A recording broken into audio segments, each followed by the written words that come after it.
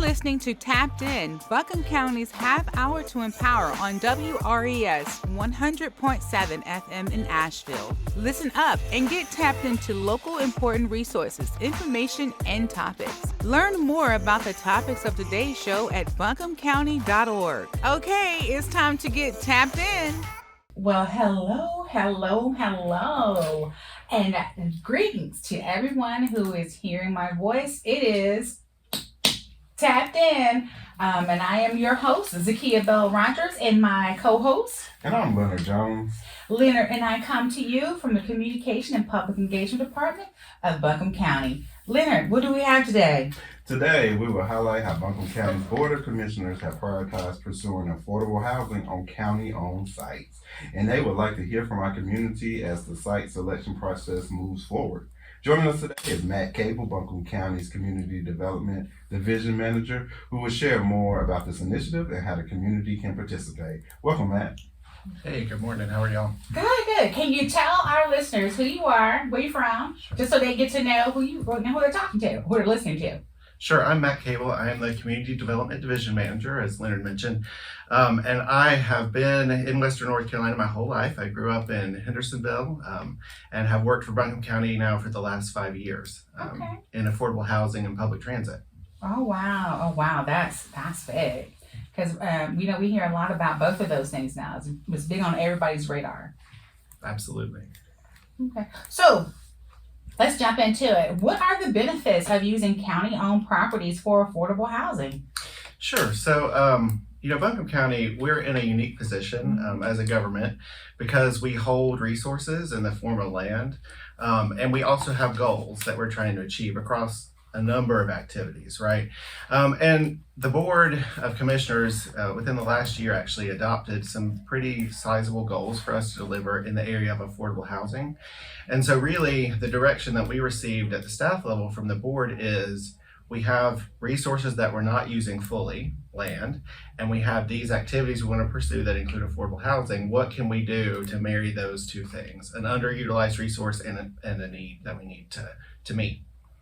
So what are some of these potential sites?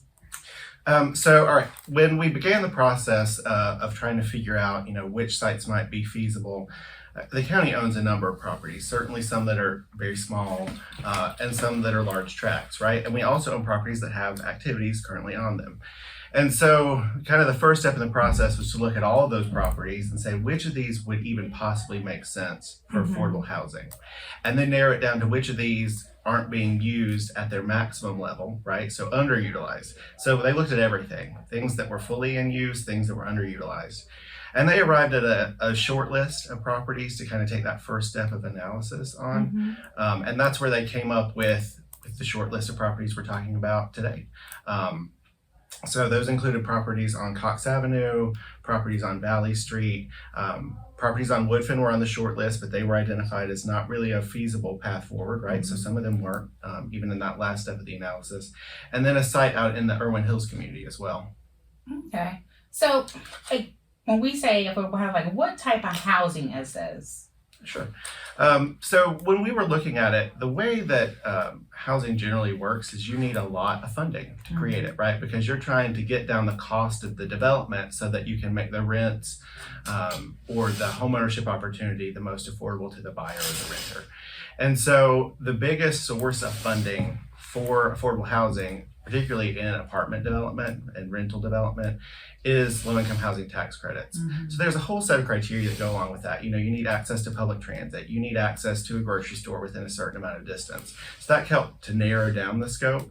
But those projects are really available to low and moderate income households. So people earning less than kind of what a median income household in Buncombe County would earn. Leonard, you got a question? So, Because if not, I'm loaded. well, you got another question? Just No, go ahead. I got. So when we talk about, what kind of structures and have any of that process been developed, or is this just very much at the infancy stage of this process? So we were definitely at the infancy. What we did in the first round that helped the commissioners narrow it down to what sites we really wanted to go in depth on and to get that community feedback was to do what they call a test fit. So it's like, what could we get on here? Now, that's kind of the minimum of what you could possibly put there. And the minimum needed to be substantial enough to make the project worth looking at further. But the public input that we're going to seek is really to help define better what we want to achieve on that site, whether that's the minimum, whether that's more than that, and what also can you achieve on this site, right? Like, can the site hold a building of this size with the soils that it has? So we're kind of moving into that next phase. So I know that this is a lot of work for the county to do. Why not just do this with a contractor that can do all of this without us being involved? So the way that county ownership of land works is we have to have a way to dispense of it. Like, if we no longer want to control it or own it, and we want it to go into another purpose, there are basically a couple of avenues by which you can repurpose it, sell it, auction it, those sorts of things. And so we need to be involved in this case because we really need to be able to work with the development community, because we are not in the business of building the housing and holding it and leasing the housing ourselves. But we really need the development community to respond to a request that we have, which is we want affordable housing at this location. Can you produce that there? And so we're engaged in as much as we want to get the developer engaged and then determine what our relationship will ultimately be on each site, so that they can produce the units. So is there a goal or a number of how many units you're trying to do? Or is that still a question? So the county commissioners, the goals I referenced earlier, are established. It's a number of units that we want to be involved in producing. And when I say involved, it could be a funder, it could be through this process of using our own property, it could be some combination of both. But for rental units, for example, they are hoping to produce over 1,800 units by 2030. Okay. And for homeownership, we're looking at a production of another 400 to 500 units of that as well. So with these sites, what we're thinking, if all three were to advance at that kind of minimum threshold of development, it would be a sizable impact to that goal of around 430 units. But it could be substantially more than that, depending on how the sites ultimately work out. And we've heard people say things like, well, why more apartments, or why not houses that people can own? Renting is seen as a long-term option because some people don't want to buy houses. Right. Rental, that space, if you're a potential home buyer, how long you want to be in the community, that's part of a decision, right? And generally, if you're going to be in a community for less than 5 years, you are looking for rentals. But there are also people who desire rental for other reasons, maintenance issues that you don't have to care for, particularly if you have health or age-related issues that may impact you. So rental is a really viable option. And the properties that we're looking at, and all of our rental support that we're out there trying to do and produce rental units, are long-term affordable units. So we're looking at 20, 30, 40-year lifespans that those projects would be at the affordable level, which helps someone to kind of plan like, I could come into that unit and be there 10 or 15 or 20 years and feel pretty secure that my income will be able to sustain my rental need. Especially like Asheville natives who retire here, because we have a lot of people that move in. But if we have let's say a teacher who decides to retire, we know that retirement is not millions of dollars, and so this would be a great option for them because the one thing we're all going to do is transition from being alive, and so that would be a great option for them. Because the thing is, if you've never had to pay out of pocket for pipes bursting in the middle of the winter, then you know the privileges that come with being in a rental. So these are really great for people who are actually aging as well too, and families with people with families as well, right? Right. I think that, as you mentioned earlier, like, people have different desires for what kind of space they want to live in. There is unpredictability in homeownership. I think that's kind of what you're talking about, like things that you don't anticipate, or like an entire roof. like an entire roof, right? Which Buncombe County does work on programs that support those kind of repairs for income eligible households as well. So I don't want to underscore that. But rentals, there is some predictability to that. And in an affordable unit, there are fixed amounts that you can be charged. Now, those do increase incrementally over time, but a lot of times the sources of your income can help increase, or kind of increasing at the same rate. Like Social Security receives increases, and they tend to run in line, but there is more predictability in rental. And so I know we say affordability, but what do they actually mean to the average listener? So affordable housing, there's Or two how Buncombe ways. County defines Yeah, affordable housing. there are two ways to talk about affordable housing. What it really means is that if, at any income level, regardless of whether you're making $10,000 or $1 million, you're not spending more than 30% of what you make to pay for your housing. That's kind of the standard definition. So if you're making $100,000 a year, you shouldn't spend more than $30,000 a year on housing, and that means your rent or mortgage plus all of your utilities. So that's everything. Oh, wait a minute, that's everything? That is everything. I have been living a lie. Yep. I just thought it was, okay, I'm so glad for this education. And so, but what we look at is when we say affordable housing in Buncombe County, it's you're meeting that threshold. You're not spending more than 30% of your income, but you're also at a certain income level, right? So you're earning less than 80% of area median income. And that's variable based on household size and some other factors, but it's affordable, and it's also affordable to households that have a need that is not typical, meaning less than median income, right? Because median is the typical income of our community. So it's less than that. Those are the houses that we're looking to support with the provision of affordable housing. And we all have our own idea of what's affordable. And we've been looking around. I've had multiple conversations about the increase of cost to live in Asheville. And Asheville is one of the most expensive places to live in North Carolina, but it doesn't match our income. And with this new initiative by the county, and you said by 2030, so what should folks be doing now if they're looking forward to affordable housing?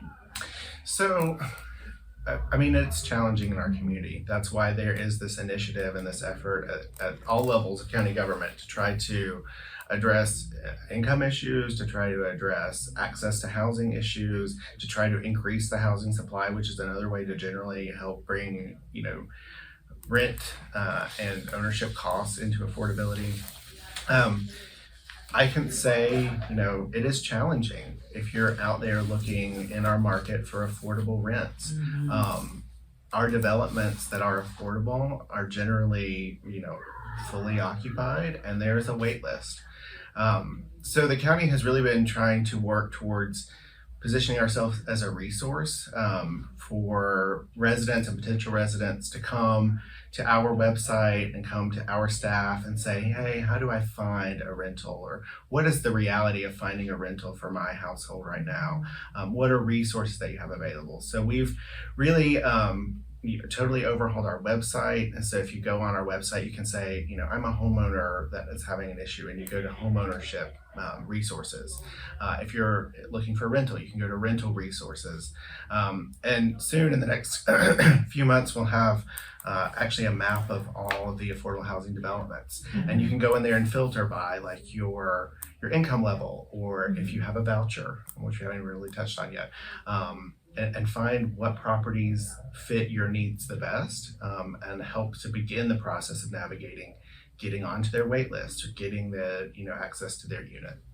So, man, I know we on the radio today to just talk about this public feedback coming up around this initiative with the location at Erwin Hills. It's a location on Valley Street downtown, as well as Coxe Avenue. Can you give us some information about the dates and time in which communities can give feedback? Sure. So we have a couple of different options. On April the 12th, we're going to be having our meeting in downtown Asheville at 200 Coxe Avenue in that first floor meeting room. And let me just back up a little bit and say, you can come to any of the meetings I'm going to mention and talk about any of the sites, right? It's what's convenient for you based on where you live. We tried to have a site, for each each site that we're hosting would be near the other properties, so that if you're not familiar, you can have access to them or see them. But our first is on the 12th at 200 College. That's kind of our downtown meeting location. That meeting will be begin at 6 o'clock. Yes. Yeah, 6 o'clock. And so that's kind of for our downtown sites on Coxe Avenue and Valley Street. We have a second meeting on April the 13th, also at 6 o'clock. That one is going to be off of Leicester Highway at the Land to Sky Regional Council. So we'll be hosting a meeting near to our Erwin Hills project site. So for that community to have kind of access locally.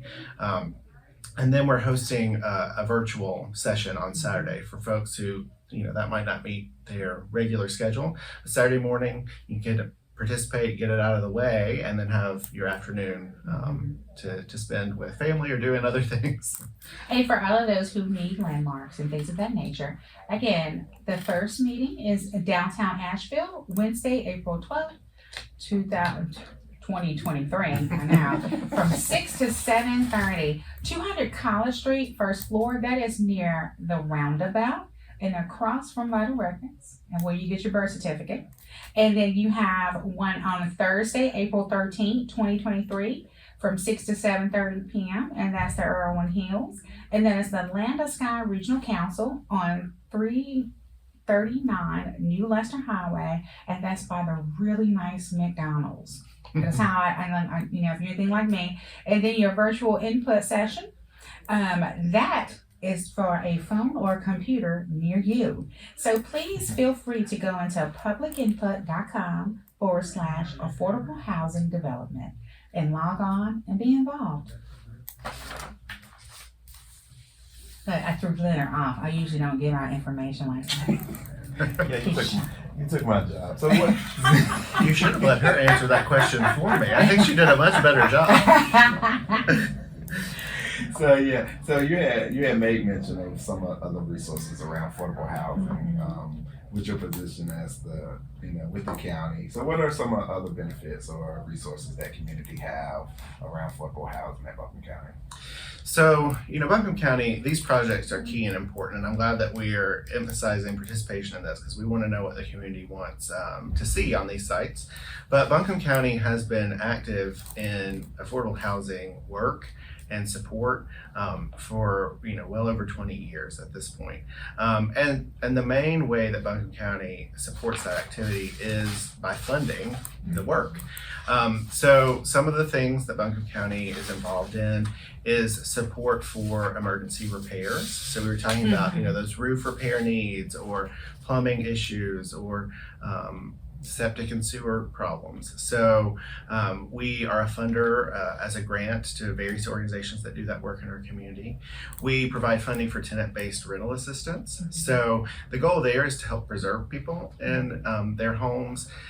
If you have back rent or you can't make your utility payment. So we fund providers that are out in the community helping to assist existing renters to stabilize them and maintain that rental resource. So if someone is needing help for repair, yes. who do we call and who do we refer them to? So right now, and there are a number of other providers. So our website lists providers that we aren't even directly funding, but Mountain Housing Opportunities is currently receiving Buncombe County funding for emergency repair work, and Asheville Area Habitat for Humanity are receiving funding for that repair work as well. And what is your website so they can get that information? It is buncombecounty.org/affordable housing. So, did you all hear that? buncombecounty.org/affordable housing. All right. Okay, so we're going to have these meetings. We're going to have on the 12th, 13th, and 15th. What happens after that? What are the next steps? So this is just kind of, as Leonard had mentioned, we're kicking off a process really. Finding the sites and identifying those is more of a technical exercise, kind of up front to say which sites we want to use. After we get this feedback from the community, what we're looking for them to do is to guide, what is the public interest on the site? We know we want to do affordable housing, but what other interests are out there? What else would you like to see on that site if we could accommodate other uses along with the housing? The housing is always going to be a component of that.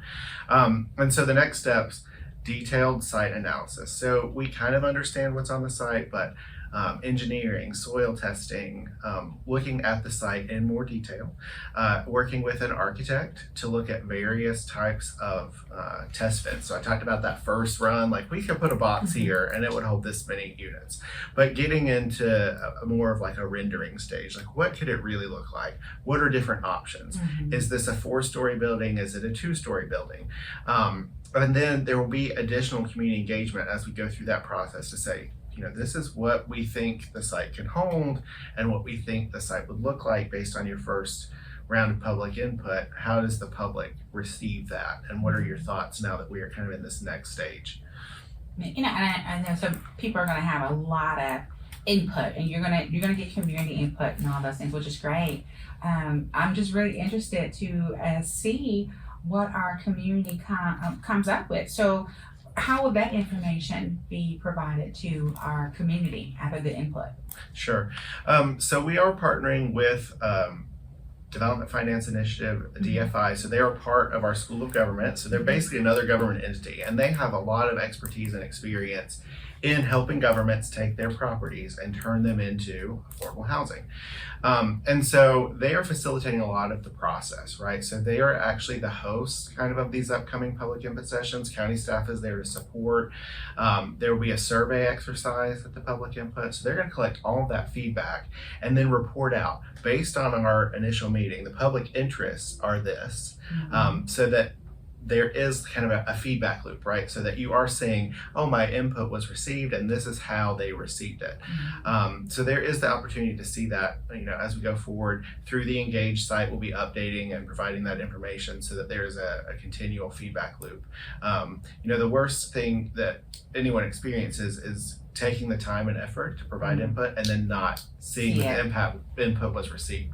So, our goal would be iterative to share that back, make sure that we captured it correctly. And we'll do that even in the meetings. We'll say, am I hearing you correctly that this is a goal for this site?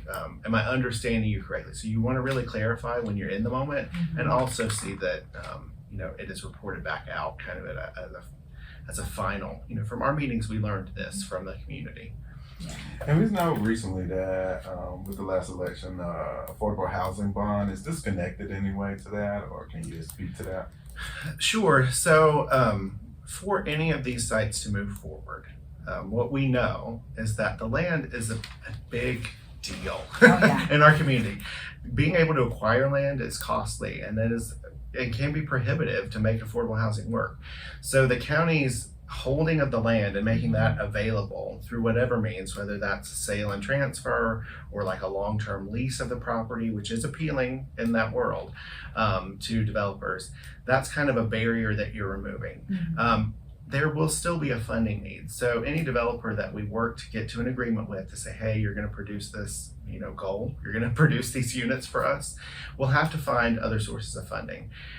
And when you put all of that together, there's still a gap in funding that requires charitable or other local funding sources.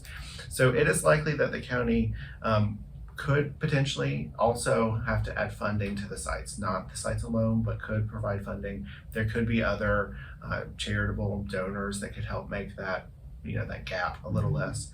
But bond funding can dovetail into this project.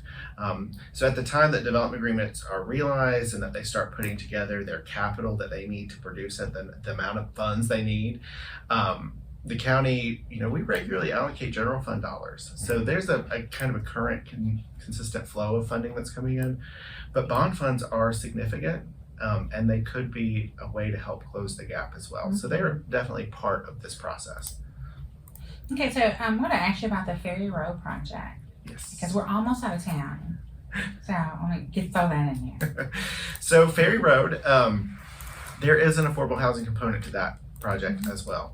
And DFI, who I mentioned, is kind of running our process in terms of public input and the architectural renderings. They're involved in that site now in terms of analyzing what portions of that site really make sense for affordable housing, what kind of affordable housing makes sense there.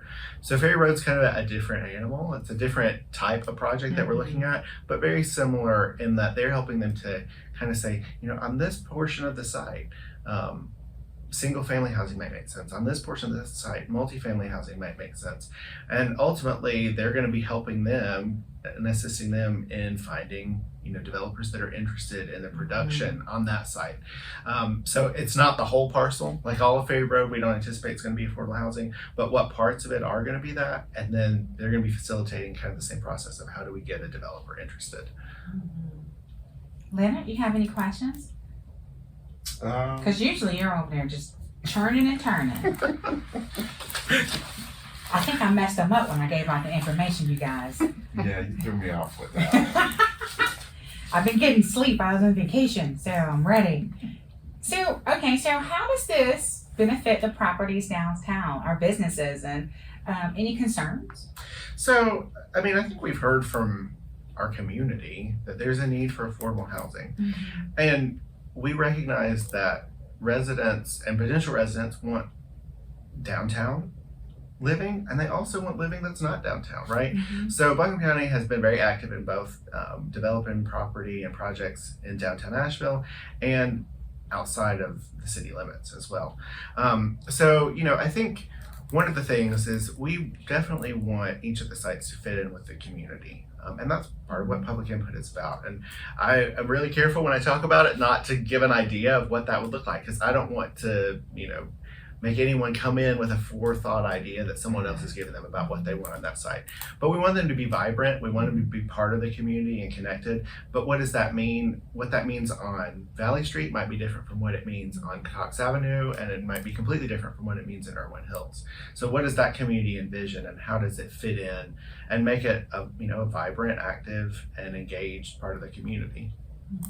And then you have somebody like me. I have a home, but I can still give my input and things of that nature. This is not just geared to one population.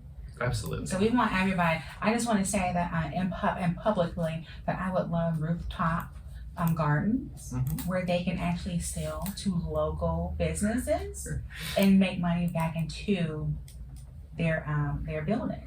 Fill out the survey. I am. It's gonna be I open. just want to put it out there. So if you see somebody who took it and is out there today, they got it from the radio station. Or I'll say, look, she came in and said it herself. Yeah. Put it in the survey. We know who that is. So I gotta do that. So we're getting ready to wrap up, but I'm gonna let everybody. What information would you like to leave our folks?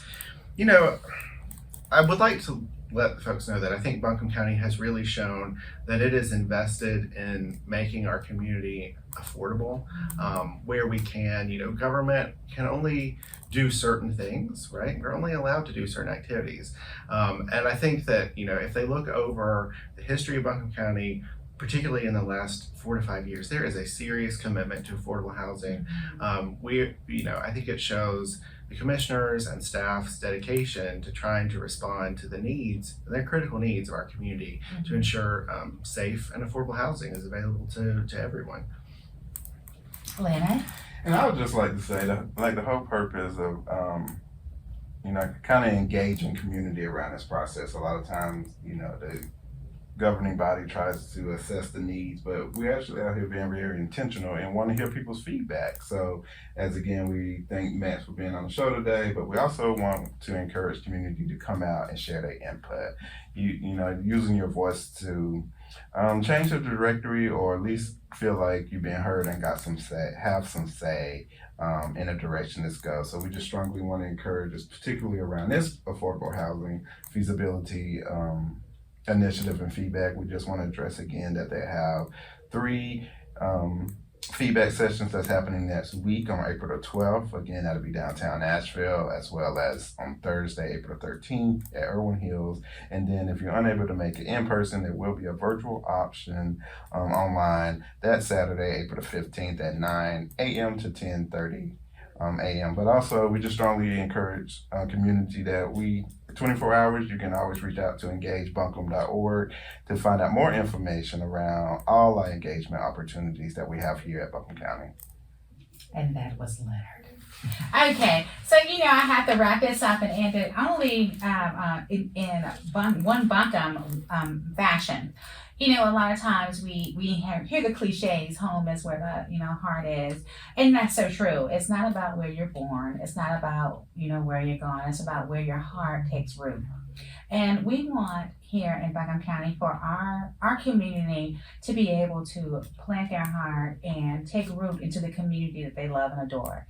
And the only way to do that is to look at multiple ways to provide housing and care for our folks.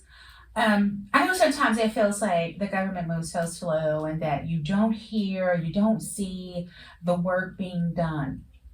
With Buncombe County, we want all of our residents to know that your voice is needed. Not only is your voice needed, it is being requested. We are calling out for it. And there are multiple ways for you to give your feedback to us. We have engaged.buncombe, we have input.com, we have all of these meetings. So please take time to go to the Buncombe County website and look at those things. At the end of the day, it's not about, how you ended here. It's all about how you lived here. What did you contribute? What did you take? And how did you plant your legacy? We in Buncombe County are one. We are always one. And we want to make sure that if one person is hurting, then we all are hurting. To you all, great day, and I hope you all continue to fight on the good fight with Buncombe County. Thank you for listening to Tapped In, Buncombe County's half hour to empower, here on WRES 100.7 FM in Nashville. Learn more about today's topics at buncombecounty.org. Otherwise, stay tuned for more great episodes coming up.